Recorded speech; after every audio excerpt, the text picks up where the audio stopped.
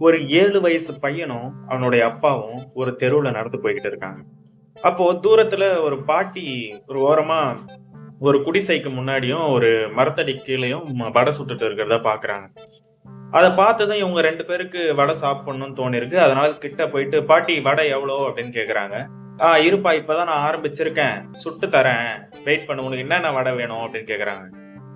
எத்தன வகையான வடை இருக்கு பாட்டி அப்படின்னு கேட்டதுக்கு, இல்ல மசால் வடை, மெது வடை 2ம் நான் பண்றேன்ப்பா அப்படின்னு சொல்றாங்க. இவங்க 2 பேருக்கு மெது வடையும், அவங்க மனைவிக்கு மசால் வடையும் சேர்த்து மொத்தம் 10 வடை வாங்குறாங்க.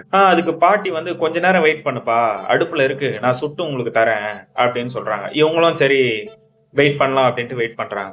இவரு வந்ததுல இருந்து நோட் பண்றாரு. மரத்துக்கு மேல ஒரு காக்கா ரொம்ப நேரமா கத்திக்கிட்டே இருக்கு.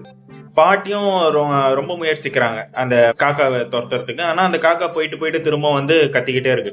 இவங்களுக்கு தெரியும் வடை இருக்கனாலதான் அது வந்து கத்துது அப்படின்ட்டு. அப்புறம் கொஞ்ச நேரம் கழிச்சு பாட்டியோட குடிசைக்குள்ள இருந்து ஒரு இருமல் சத்தம் வந்து கேட்டுட்டு இருக்கு தொடர்ச்சியா. பாட்டியும் அதை கேட்டு இவங்க கிட்ட வந்து, நான் உள்ள போயிட்டு வரேன், கொஞ்ச நேரம் இதை பாத்துக்கிறியாப்பா அப்படின்னு கேட்டதுக்கு, சரிங்க பாட்டி நீங்க போயிட்டு வாங்க, நான் பாத்துக்கிறேன் அப்படின்னு சொல்றாங்க இவங்க 2 பேரும். அவங்க வெயிட் பண்ணி பாத்துக்கிட்டே இருக்கும்போது இந்த காக்காவோட சத்தம் இவருக்கு ரொம்ப இரைச்சலா இருக்கு.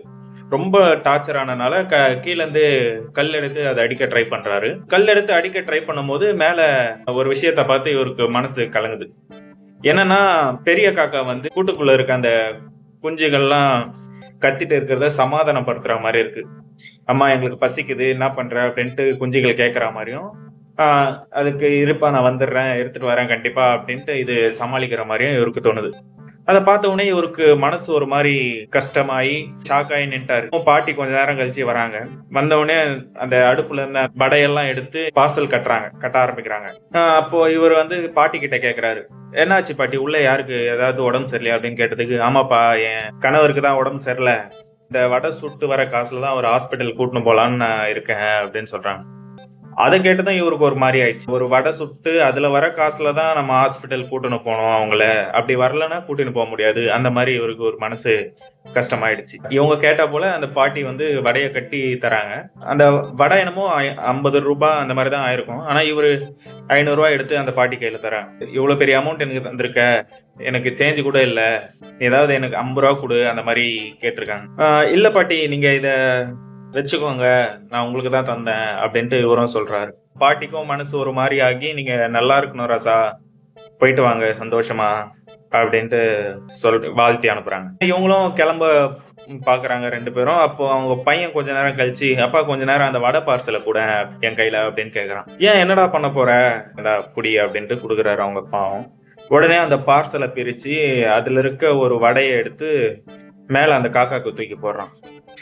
அந்த வடையை தூக்கி போட்டதும் காக்கா வந்து அதை கேட்ச் பண்ணி அதோட கூட்டுக்குள்ள இருக்க குஞ்சுகளுக்கு போயிட்டு அது பிரிச்சு கொடுக்குது. இத பார்த்துமே அவனுடைய அப்பாவுக்கு ரொம்ப மனசு குளிர்ந்துச்சு. என்னடா அப்போ நம்ம பையன் இதெல்லாம் நல்லா கவனிச்சுன்னு தான் இருக்கானா அப்படின்ட்டு இவருக்குள்ள அந்த நிகழ்ச்சி இருக்கும்ல, அந்த மாதிரி ஆகியிருக்கு. ஒரு மாதிரி அவனை புன்னகையோட பார்த்துட்டு திரும்பவும் அந்த பார்சலை மடிச்சு கூட்டிட்டு போறாரு. அப்போ வந்து பின்னாடி எதாச்சியா திரும்பி பார்க்கும்போது அந்த மரத்து மேல இருக்க அந்த காக்காவும் அந்த காக்கா குஞ்சுகளும் இந்த பையனை வாழ்த்துற மாதிரி அவருக்கு தோணி இருக்கு.